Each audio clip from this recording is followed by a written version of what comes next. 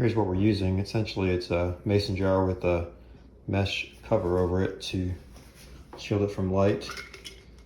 And it has a screw top open. And this is after a day.